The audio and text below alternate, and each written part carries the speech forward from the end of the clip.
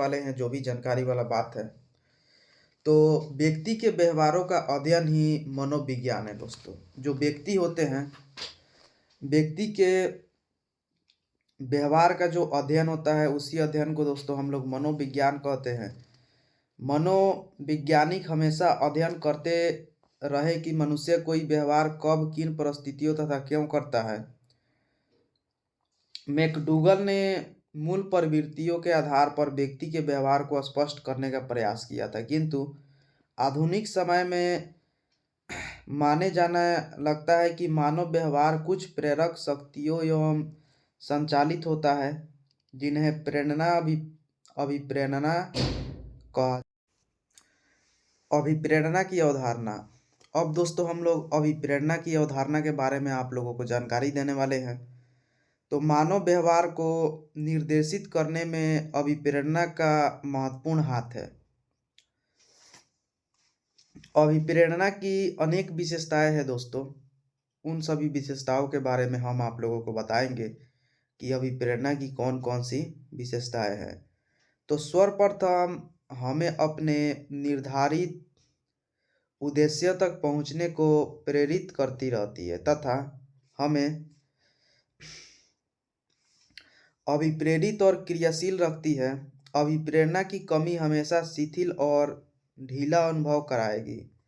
अधिक अभिप्रेरणा हमें अपने उद्देश्य से भटका देगी। इस प्रकार हमें एक संतुलित प्रेरणा या संयमित स्तर पर की आवश्यकता होती है दोस्तों।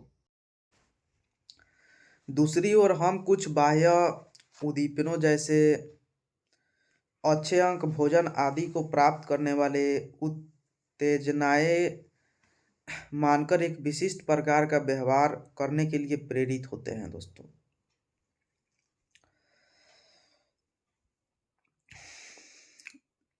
उसके बाद हम आप लोगों को बता दें कि अभिप्रेरणा का अर्थ एवं परिभाषा के बारे में। चलिए अब हम आप लोगों को बताते हैं। तो अभिप्रेरणा मनुष्य के कार्य और व्यवहार के दिशा प्रदान करने वाली शक्ति है दोस्तों। आप लोगों ने बिल्कुल सही सुना। अभिप्रेरणा शब्द अंग्रेजी के मोटिवेशन शब्द का हिंदी रूपांतरण है। मोटिवेशन शब्द की उत्पत्ति लैटिन के मोटस शब्द से हुई, जिसका अर्थ और मोशन अर्थात गति या क्रिया। अभिप्रेरणा के साधारण और शाब्दिक अर्थ के अनुसार हम किसी भी उत्तेजना के प्रेरणा कह सकते हैं, जिनके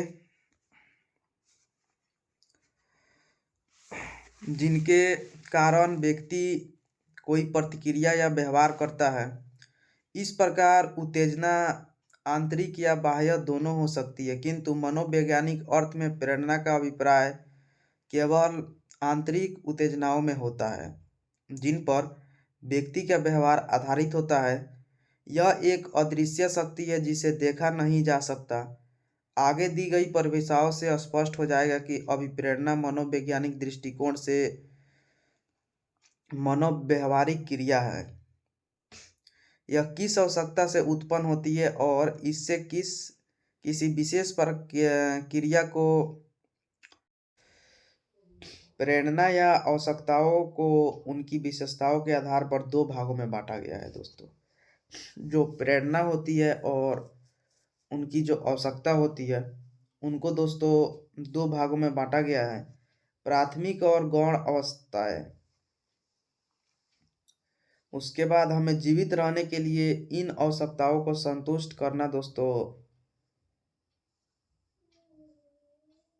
जरूरी है।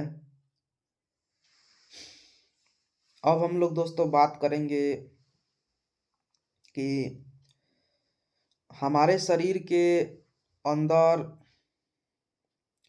के संतुलन के बने रहने से ही हमें अपने दैनिक कार्यों को कर सकते हैं। जब हमारा शरीर में दोस्तों संतुलन बना रहेगा, तभी हम अपने दैनिक कार्यों को कर सकते हैं। हम क्यों खाते हैं, हम क्यों भूखे होते हैं, भूख की आवश्यकताओं को कई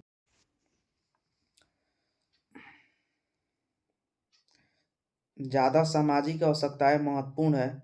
कुछ संस्कृतियों में आत्म सिद्धि की आवश्यकता से सुरक्षा की आवश्यकता ज़्यादा प्रबल है। इसी तरह काम की संतुष्टि से ज़्यादा नौकरी की सुरक्षा का महत्व है दोस्तों। अब हम लोग बात करेंगे प्राथमिक आवश्यकताएं के बारे में। प्राथमिक आवश्यकताएं के बारे में हम आप लोगों को दोस्तों अब जानकारी वाले बातों को बताने वाले हैं। तो आवश्यकता का तात्पर्य है जिस चीज़ की हमें ज़रूरत है उसका न होना। जब हमारे रक्त में शर्करा की मात्रा की कमी होती है तब हमें दोस्तों भूख का अनुभव होता है। आप लोगों ने बिल्कुल सही सुना। इस प्रकार हमें भूख को शांत करने के लिए भोजन की आवश्यकता पड़ती है। जैसे जैसे जीवन बीतता है व्यक्ति समझदारी और ज्ञान प्राप्त करता जाता है दोस्तों।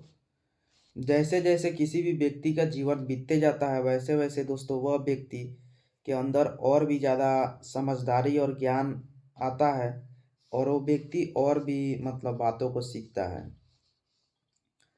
कैसे परिस्थिति का सामना करें, इस प्रकार पदानुक्रम या सीढ़ी पर ऊपर की ओर चढ़ता जाता है। व्यक्ति किसी परिस्थिति का सामना कर रहा है, यह प्रश्न इस बात का निर्धारण करता है कि व्यक्ति पदानुक्रम पर ऊपर चढ़ता है या नीचे आता है। यह पदानुक्रम बहुत सी संस्कृतियों के लिए सत्य नहीं है। यह पाया गया है कि कुछ देशों जैसे स्वीडन और नॉर्वे में उच्च जीवन शैली बहुत महत्वपूर्ण स्थान रखती है दोस्तों। और स्किनर के अनुसार स्कूली पढ़ाई में अभिप्रेरणा के अंतर्गत वांछित व्यवहार के लिए उद्दीपक, प्रोत्साहन, प्रबलन और निर्देशन की क्रिया आती है।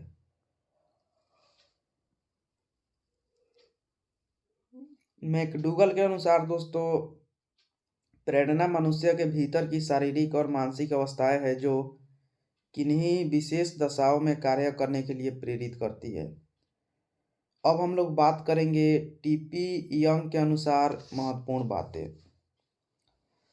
तो इनके अनुसार प्रेरणा किसी कार्य को जागृत करके उसकी प्रगति से संबंधित गतिविधियों को जारी रखने और कार्य के तरीकों को नियमित करने की प्रक्रिया है। ये सब बातें दोस्तों काफ़ी ज़्यादा यहाँ पे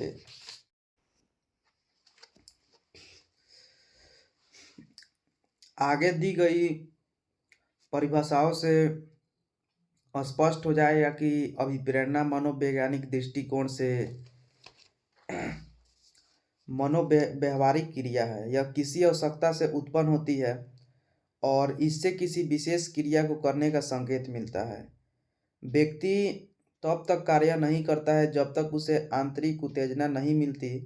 अतः यह कहा जा सकता है कि आंतरिक उत्तेजना किसी आवश्यकताओं से उत्पन्न होती है और व्यक्ति को कार्य करने के लिए प्रोत्साहित करती है दोस्तों।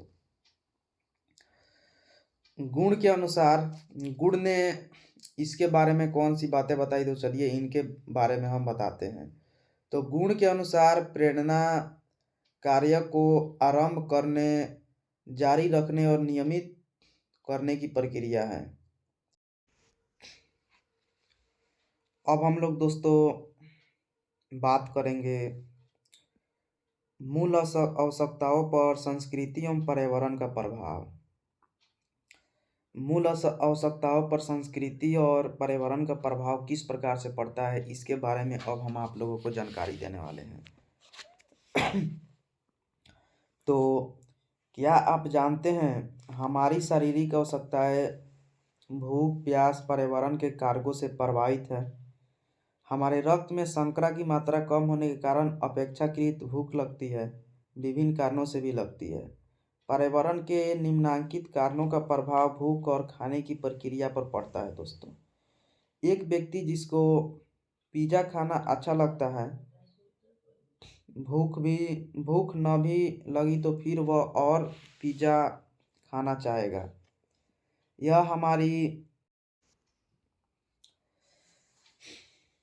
यहाँ यह बताना आवश्यक है कि भोजन की खुशबू, स्वाद या भोजन को देखना हमें भोजन की इच्छा की ओर लेकर जाता है। जब आप पहुँचते हैं तब खाने की सुगंध से आपको भूख लग जाती है। कई कारक एक साथ मिलकर हमें भूख का एहसास कराते हैं। यह रोचक बात है कि लंबे समय तक भूखे रह सकते हैं, लेकिन आप पानी एहसास कराते हैं। यह रोचक बात है दोस्तों। हमको प्यास इसलिए लगती है क्योंकि हमारे शरीर में उपस्थित जल की मात्रा को पसीने, सांस और भी मतलब तरीके से हमारे शरीर का जब पानी खत्म हो जाता है तब दोस्तों हमें प्यास लगती है।